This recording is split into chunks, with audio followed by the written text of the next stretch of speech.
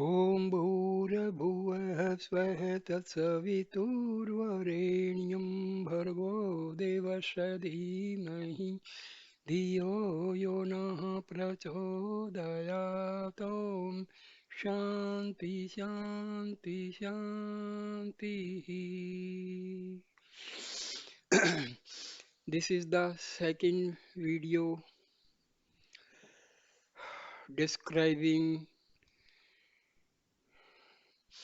Ondre, Ellam Ondre, All is One, a book highly liked and recommended by Bhagwan Sri Ramana Maharshi to all the devotees. So this book describes that everything in this universe is connected with Brahma. Everything is produced by Brahma, and Brahma is one, God is one. So this is the theme of this book, that everything belongs to Brahma and Brahma is one. God is one. So we are all connected with God.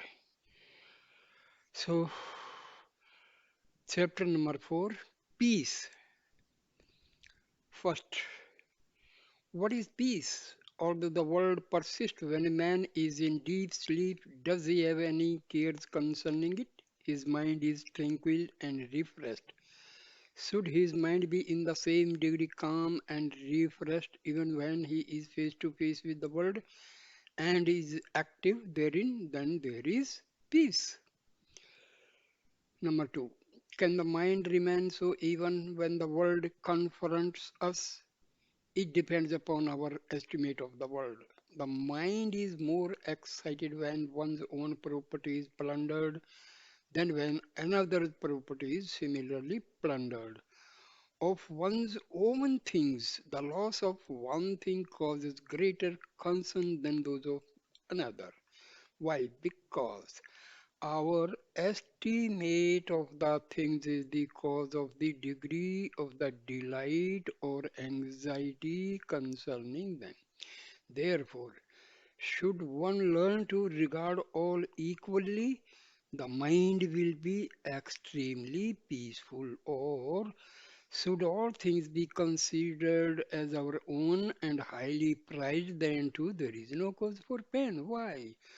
What will a man regret? The mind which knows that universal concern is beyond its capacity must needs become tranquil. Also, when one feels that one has no claim on anything or that everything is perishable, the mind will remain cool. Thus, there will be lasting peace if one looks on all as of the same value.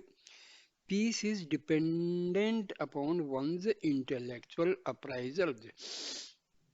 And 3. I shall now illustrate this.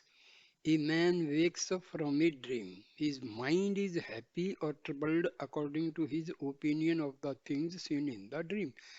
But on waking, his mind remains unaffected by all the happenings in the dream. It remains the same. Why? Because only now his mind has learned to value all the matters of the dream equally. He is not sorry for the cessation of the dream. Why? He is convinced that the dream is not everlasting and must end on waking. In the same manner, should a man be convinced that he cannot but wake up sometime from the long dream of the world, his mind will be unchanging. It is the state of freshness. This is the state of peace. This is not to say that his relation with the world will cease. Now only peace and freshness of the mind are his. His actions cannot but vary according to circumstances. The only change in him after the mind has become peaceful is this. His mind has known the truth and become unattached. Therefore, it rests in peace. His actions, though changeful, will always be impartial. But the actions of others are changing and cannot be impartial. Thus, the coolness of the mind produces enormous good not only to himself but also to the world at large. Peace shows the way to right conduct. Fifth, a man walks with a lighted lamp in his hand. Can there be any hostility between the light and the ups and downs on the way? There cannot be. But light and darkness cannot be together. The light chases away darkness, it discloses the ups and downs on the way and makes the man walk carefully, whether he moves up, down, or sideways. It removes the cause of vain complaints such as that snag hurt my foot or this hollow made me slip. Similarly, after peace is gained, the state of peace makes the man neither hate nor antagonize the world. Rather, it dispels the darkness which conceals from our view the true nature of the world and its snags. In the absence of the light of peace, which enables people to adjust themselves to varying circumstances, they condemn the world as full of misery, as they would complain of the snags on the road. Therefore, a man who has gained the utmost peace after knowing the whole world as a complicated dream should not be considered either unrelated to the world or unconcerned with its activities. He alone stands in effective concord with it. Only he is competent to be man of action. Thus, peace is that which regulates one's duties. Sixth point. The concern of a man of peace in the actions of the world lies in rectifying them. Should he feel fear before this world, what hope of reformation can there be, especially from those who estimate it and want to possess it? They are in the grip of selfishness, blind to impartiality. To guide the blind on the way or treat the blindness of the eye, one's eyesight must itself be good. Similarly, it is for him to reform the world who has already discerned his unchanging nature from the changeful nature of the world and become peaceful. These cannot help serving the world. Why? Can anyone be so hearted as not to lift up a child when it slips and falls?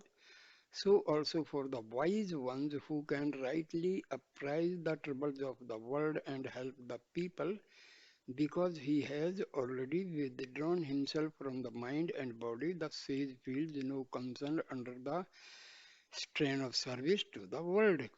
Just as the life principle does not suffer even when loaded carts pass over the corpse it has left behind by itself. He will not shrink from work or trouble. Only truly realized peace can bestow such grace and coolness. Seventh, to all appearances, peace will look poor and quite weak, but in effect, it beats all. In tenacity and grace, it surpasses all. After all, such success depends on these qualities. Even if Mount Meru should topple over the incident with hardly induce a gentle smile in the man of peace, or it will leave him unmoved. This state is helpful both for worldly and spiritual matters. True happiness in the world is his, and that happiness comes out of release from bondage. Peace means doing good to anyone in any manner. Point number 8. The obstacles to peace are several. They are meant to prove the man. When they confront us, we should be wide awake and keep the delicate flower of the mind distant from even their shadow.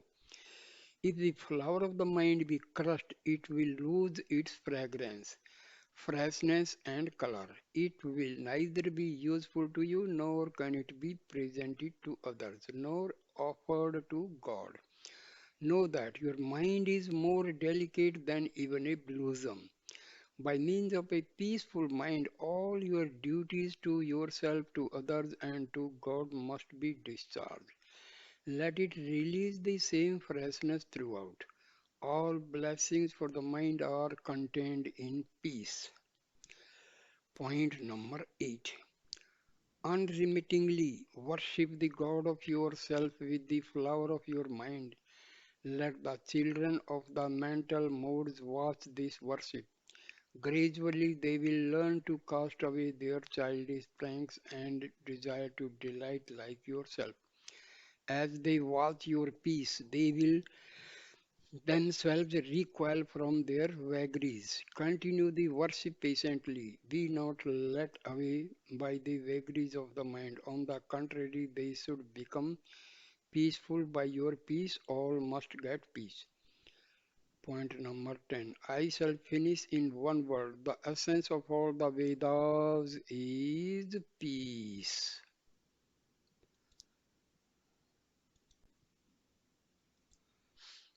Chapter number 5. Action. First point. All action is God's. His power has fixed each thing into its own individual function. By his agency, the insentient objects and the sentient beings do their work. All actions are his. Point number 2. All are doing their respective work.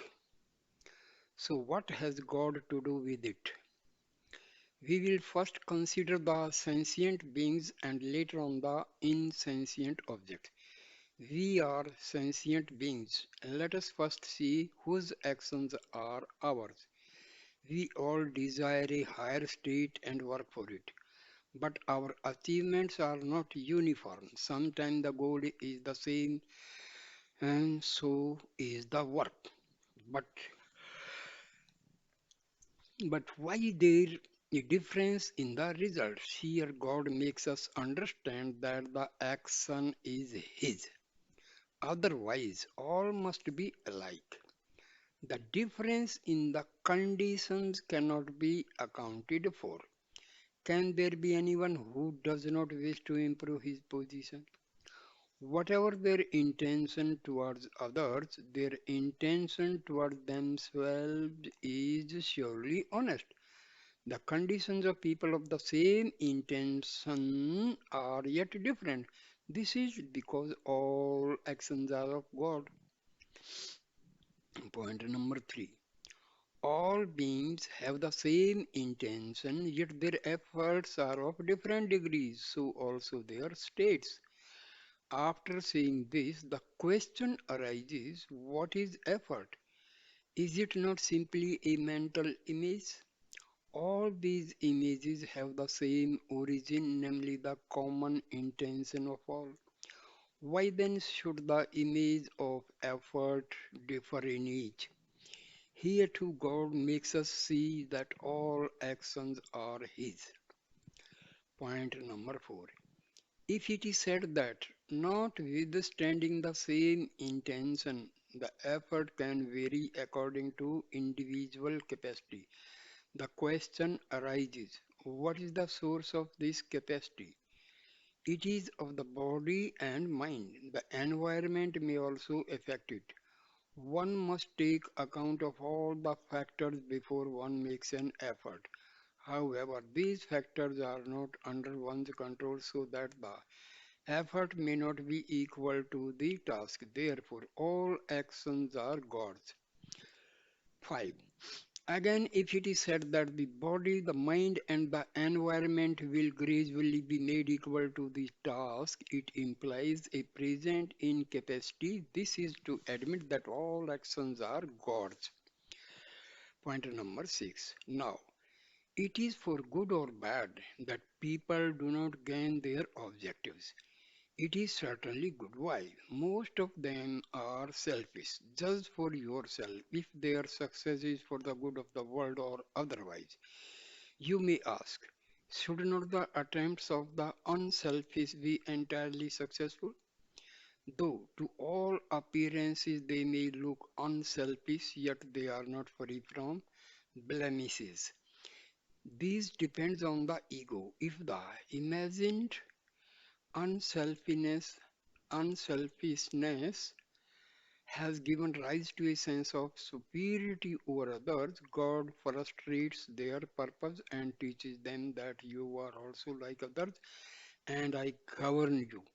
On the other hand, free from selfishness and free from ego is the representative of God, within whom the cloud of ego that conceals God does not exist and from whom God is ever shining forth. To such a one of true purpose, Sattva Sankalpa, all his intentions come out true. God shines forth directly in him. There is no darkness in him, only he knows the divine purpose as it is. Through him, God fulfills the purpose of his creation. All actions are God's. Point number 7. If it is asked, is there not a single person of true intent? And why should not the world have all blessings in full? The answer, which is a secret, is that the sages who are aware that all actions are God's wish to make it known to others as well. There is no greater good than to know that all actions are God's and not our own. This knowledge contains all the blessings in itself. Therefore, the intention of the sages is to clearly instruct others in the knowledge of God and His actions. Even so, they do not say, know God this very instant, but they teach the ways and means to knowledge and encourage us in right conduct. This much only. They do not say, be eman- emancipated at once. Why? Because this is not possible for the common people, nor do the sages say to God, liberate the people at once, because the sages are free from the ego and think God knows what he should do and when to do it. What is there for me to say to him? Thus they wish only to do their work without any interest in the fruits this work may produce. They have known that God alone dispenses the fruits of actions. Simply, they watch the course of events in the world and do their work, never thinking of creating a world of their own.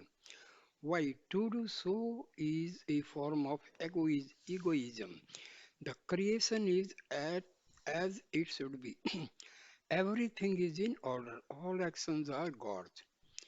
Point number 8. Knowing their actions are subservient to the higher power, how could they hope to achieve something dear to their hearts? No, they cannot. They will do their work simply as a duty. The scriptures say, do work but do not think of its fruits. Just as anger unconsciously overpowers a man even though he is determined not to get angry, so also the sages of true intent, Sattva Sankalpa, may be shocked by the iniquities of the world and unwittingly think, God, let that be made good. If so, then it will certainly happen and good will prevail. This is the cause of some extraordinary events in the world. These extraordinary events are the results of a wish stealing into the mind of a sage. This is the law of nature. Who can change it? All actions are God's. Number 9. Whatever takes place, it is in the natural order of things. Also, it is right. Everything happens by His will alone. In truth, it is not wrong to think He makes the thief steal. Why? Because at the time of punishment, He also makes the thief suffer for the robbery. Thus, there should be no ill will directed towards the thief. Such is the fruit of the knowledge that all actions are God's. Although there is no ill will towards the thief, there is a dislike of theft. This is also the result of knowledge, our knowledge, that all actions are God's. How is this? Because the thief himself dislikes theft. Would he keep quiet if his own belongings were stolen by another? He would not. Who can be unaware that good is right and evil is wrong? Therefore, the knowledge that all actions are God's will bring into the world an era of orderly conduct. Our knowledge does not extend further. We can repeat only what we know.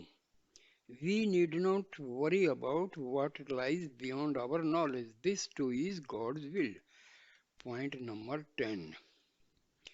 One of the fruits of knowledge granted to us by God is the knowledge that all actions are God's. We are powerless to ask God, why do you act thus? Because the fruits of our actions are not always according to our desire. All religions admit similar states of our powerlessness. In other words, because our powers are limited, we cannot but say that all actions are God's. The law which applies to us applies to insentient objects also. Our law is no better than theirs. All is one, even though some do not admit that all actions are God's. Yet they admit their own incapacity. This itself is the act of God.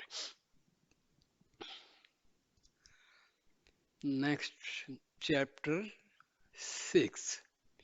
Ego. First point. Oh, ego.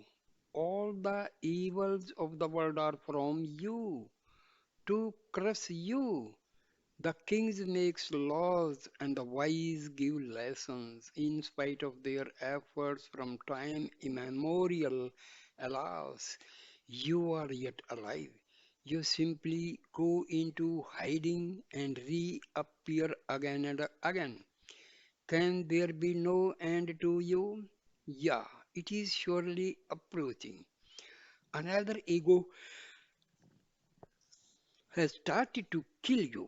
It is the universal ego called I am Brahma. Point number 2. Eh, ego. Think not that your enemy is of your kind.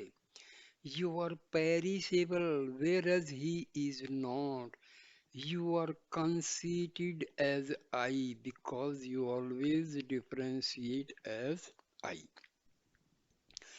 You and he, but your enemy is free from this conceit. How?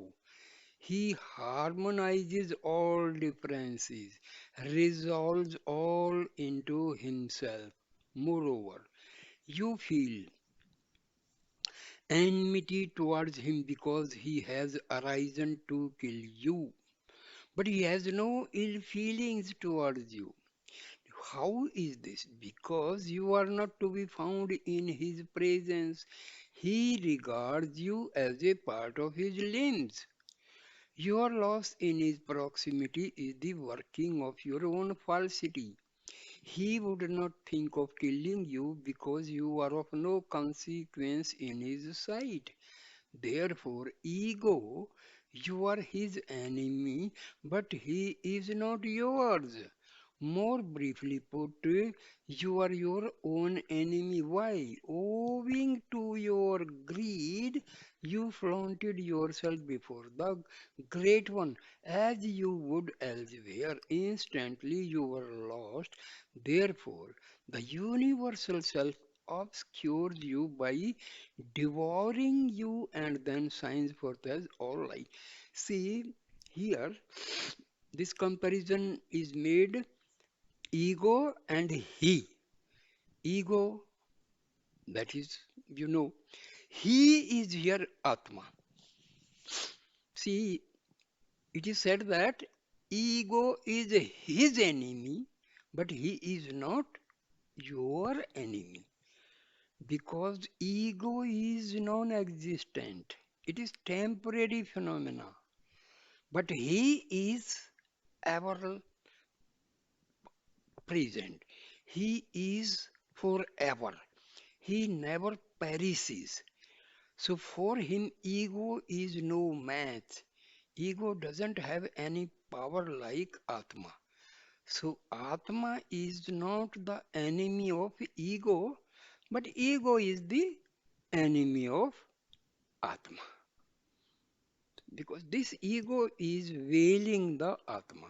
This ego is always trying to hide Atma. This is what we have to, for realization of Atma, for Atam Sakshatkara, we have to destroy this ego. We have to destroy our mind until unless this ego and mind these are destroyed, self realization is not at all possible. In this world, in all the day to day activities we are carrying out with the help of mind and ego, our Atma is just simply a witness. It has no say. It provides power to ego and mind, but it does not participate actively in any process because Atma is just a witness. Remember this. That's a very important point. And this ego is the cause of birth and death. The birth and death cycle is continuing for us due to ego. If the ego and mind they are destroyed, what remains? Only Atma. So we are self-realized, we are liberated. If we remove this ignorance that we are a real self and we are not this ego, we are not this body, we are not this mind, then we are very near to self realization and thereby we can be liberated easily.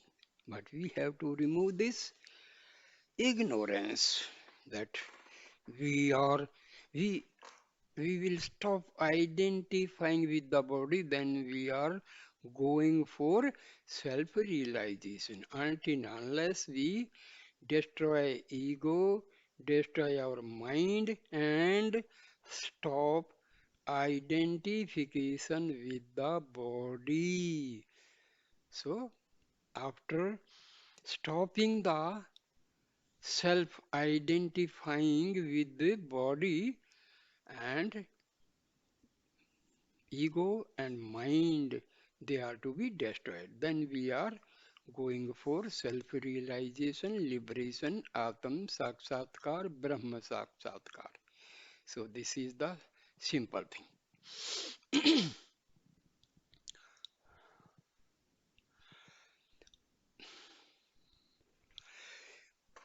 Ah, ego, the evils of your works have no limits.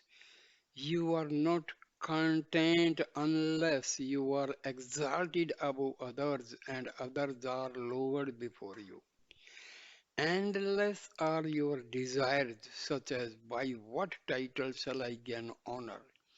In what form shall I appear elegant? Do others bow to me?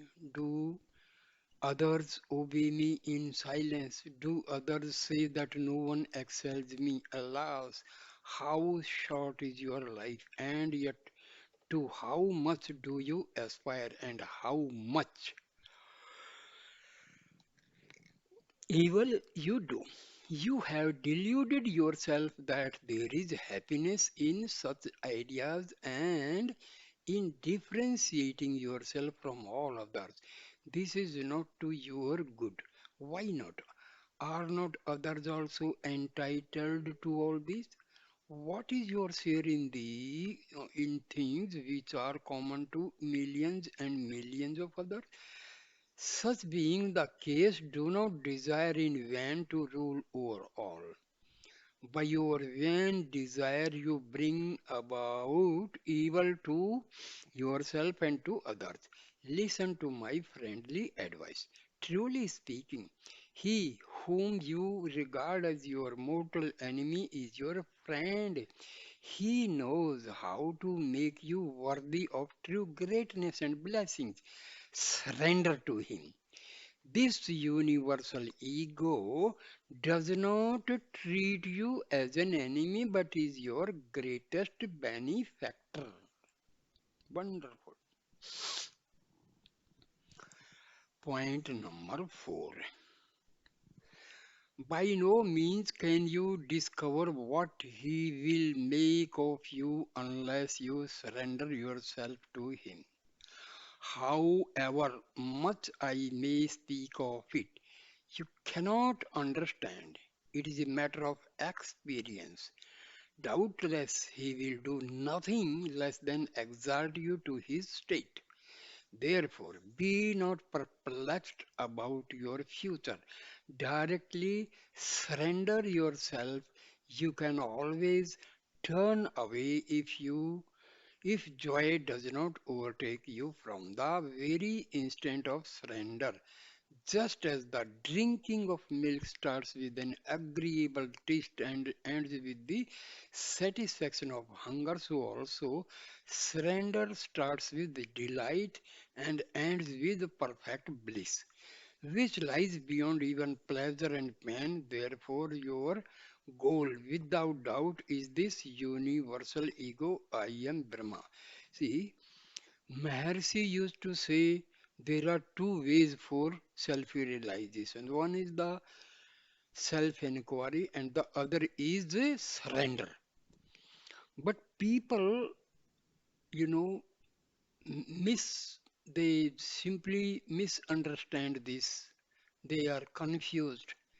They are ignorant actually what is surrender. As far as common people are concerned, for them the surrender is surrendering themselves to some physical person, surrendering to a guru, surrendering to another person whom they consider some sort of a spiritual, higher spiritual powers he has got. So, most probably their surrender is always to the guru, physical guru. But as per Maharshi, surrender is the ego surrenders to the soul. This is the actual surrender. Surrendering, the ego surrenders to the self. This is the actual surrender. And this is effective and this is the more real surrender. Point number 5. What will be your new name after surrender? See how ego is produced, how ego originates. The rising thoughts from the soul and their continuity give rise to the mind. And ego is the modification of this mind.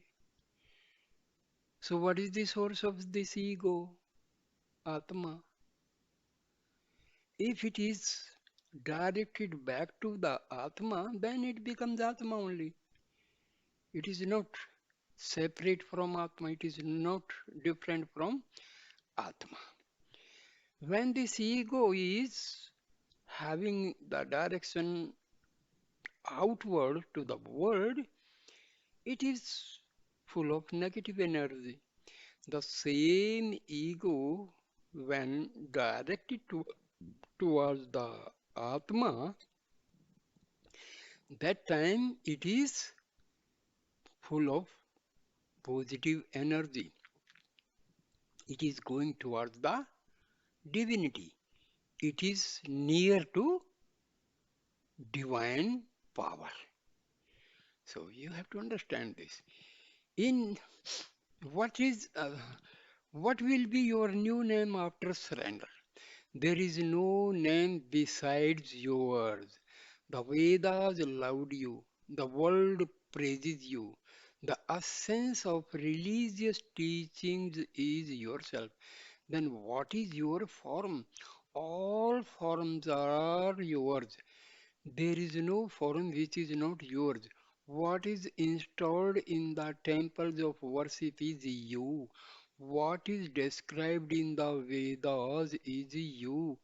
Festivities and celebrations are all for you. Now, what can be your power? In your presence, the world is active. Each is what it is because of you. Briefly said, all things glorify you and bear witness to your being. They are duty bound to do so.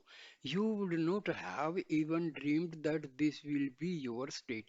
Start at once. Be not self conceited. The universal ego awaits you. So, this message is for you, ego. Ego, go and surrender to the soul, your original source. So you will be Atma, you will be Brahma. So this is the simple meaning. Number 6. Do you wish to wake up from your dream or continue in it? How long will the dream images last? Be not idle. Sick of your sleep, wake up. You are witnessing your own mental images and imagining more and more. It is all in vain. Just find out who it is that sees the visions. Do not delude yourself that you are these that rise and sink in you. Wake up. The instant you wake up, you will know that waking is better than this dream. Get up. The universal ego waits to rejoice at seeing you awake. What is the meaning of this? That when you are going towards the spiritual heart and merges with this Atma, so you are Atma. You don't have any independent existence. Number 7. Fear not the cessation of the present ego dream. Once you are awake, you will enjoy the same all the more. You will no longer be deluded and will observe it with cheerful detachment, unconfused.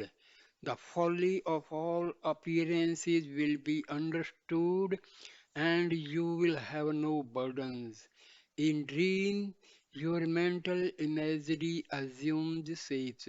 On waking, you know the dream as just a dream. Do not mistake dream for the waking state.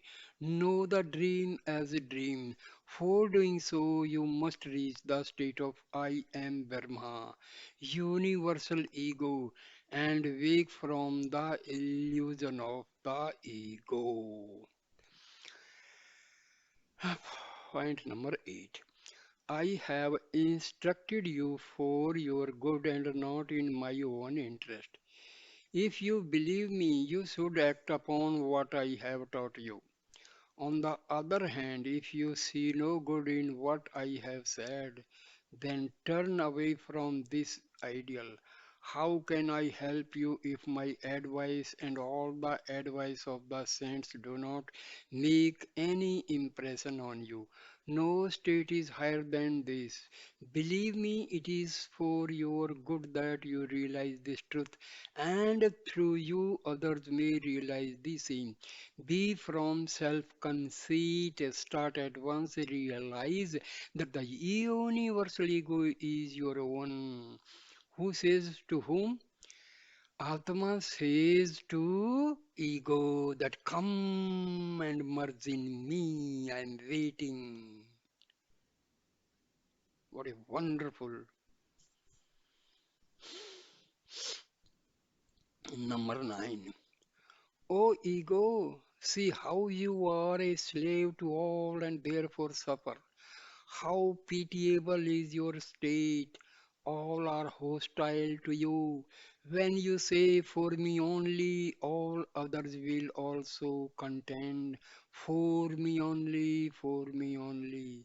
When you say, I am great, they protest why we are also great. All are hostile to you. Owing to the troubles caused by others, your mental images increase a millionfold. Should you not rise above them and profit by surrendering to a master? Then all your enemies will befriend you if you say to others, all these are yours, everyone becomes your friend. There is only one who can make you that magnanimous, and that is I am Brahma, universal ego. Brahma and Atma same. Remember this also. Number 10. I shall say one word only, and this is not owing to my egoism, it is simply my duty. I do not say this word just for your own, my good alone. It is for the good of all. The truth is, I am Brahma, universal ego. Wonderful description. So, my dear friends, this surrender is ego moves deeper and deeper inwardly to the spiritual heart, merges with the Atma. This is the surrender, not surrendering to some physical body. There are, people, they become victim of this, ignorance. Simple, simple things are, you know, people try to understand them in a very, very different way. Very simple thing, but they want to make it complex. So they confuse themselves. So, dear friends, here ends the complete message of Ellam Ondre. All is one. So, thank you for watching this video. Please like, comment and share the video and subscribe my channel. Thank you, my dear friends. Thank you, thank you, thank you so much. Thank you so much.